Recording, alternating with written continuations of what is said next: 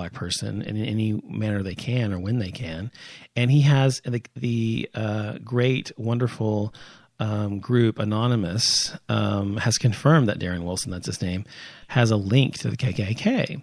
And this is what they said on Wednesday. They said, as promised, Anonymous claims to have assumed control of the Ku Klux Klan USA Twitter account, posting a tweet late Tuesday revealing personal information about Frank Ancona, the Grand Wizard of the Traditionalist American Knights of the Ku Klux Klan, also known as TAKKK, and his alleged associates. The information contains, in 2 pastebin documents, contains the names, social security numbers, credit card, banking information, address, telephone number, social media accounts, and any other detailed personal data Anonymous could obtain.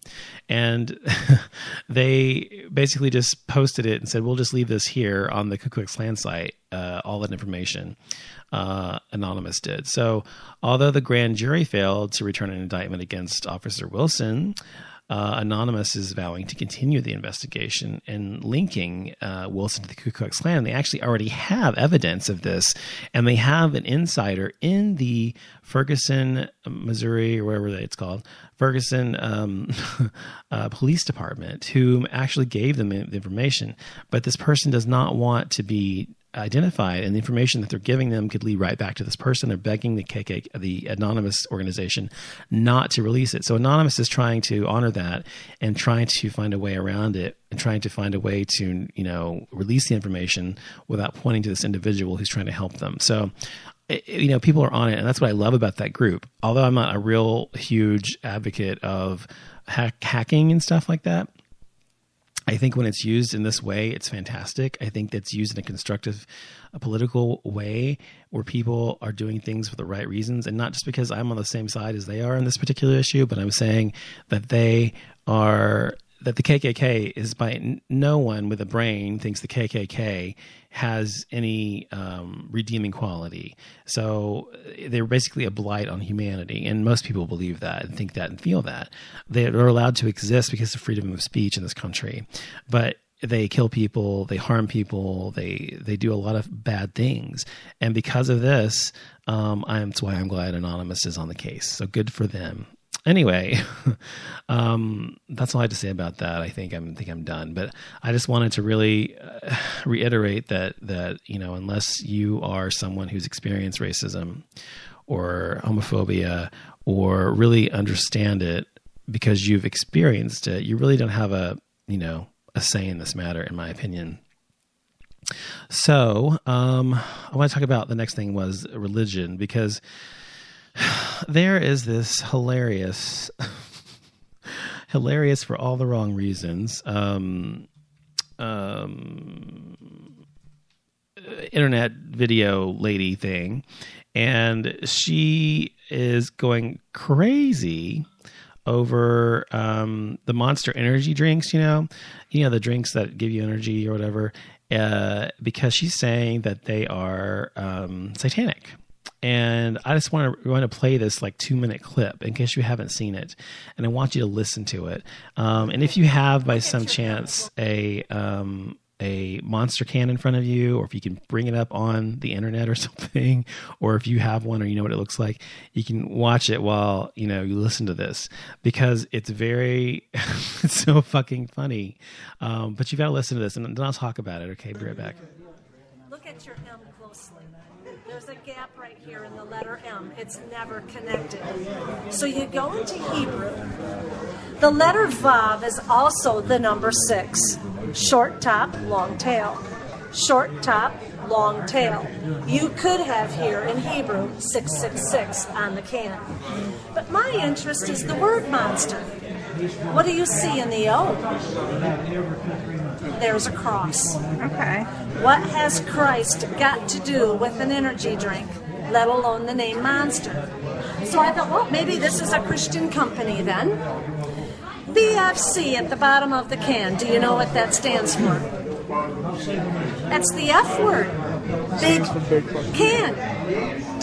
In fact, they write it on the side of the can, so I know that's the F word. Okay. Now, do you know what a MILF is? Yes. That's on the box. MILFs dig it, and you will too. This is not a Christian company at all. So why would they have put a cross on the can? Here is the message. Antichrist. 666 in Hebrew. And then the Bible talks about the beast in Revelation. And look at Monster's ad. This is their statement. You see these M's everywhere. Hats, t-shirts, bumper stickers. Is there another agenda here? If God can use people and product, so can Satan. And look at it this way. Even if the M was not the issue, you cannot deny that that is a cross. And what is witchcraft? When the cross goes upside down, bottoms up, and the devil laughs. So, okay. This is so ridiculous. Somebody had posted on here on that video said something like, well, you have two eyes and a nose. That makes a V. That a V is like a triangle. A three-sided triangle equals Illuminati. So you must be part of the Illuminati. I mean, the things and the conclusions people can draw from something so ridiculously minute and completely harmless, it just fucking cracks me up. People who are actually, this completely nutbaggy about things, about religion. Unfortunately, there's a lot of them out there, and a lot of them actually believe this bullshit. People who actually believe in the signs of stuff like this. Obviously, it's ridiculous. And, the bottoms up thing, the cross, there's a cross on the O of the monster that she says. And so when you turn it upside down, bottoms up, that makes it an upside down cross, and therefore that's satanic. And she's so completely serious and earnest about it. It's just so funny to me. Now, this is why, people with a brain often have a difficulty, following or believing in people who believe in the stuff this woman believes in, Christianity or religion in general. And I don't know. I find it to be just laughable that anyone could follow people like that or think that these people make sense. But I guess, and I was reading, actually, there's an article about how people who are religious and people who are non-religious and people who are